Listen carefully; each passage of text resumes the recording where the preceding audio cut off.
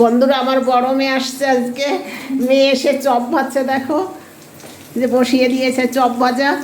এই পাশে চপের পুর করে রেখে দিয়েছে, এই পাশে ব্যাটার করে রেখেছে। এগুলো আর তৈরি করে তোমাদের দেখাতে পারিনি। আজকে আমার খুবই আনন্দের দিন, মেয়ের হাতের চপ ভাজা খাবো। আমের চপ ভাজা হয়ে গিয়েছে।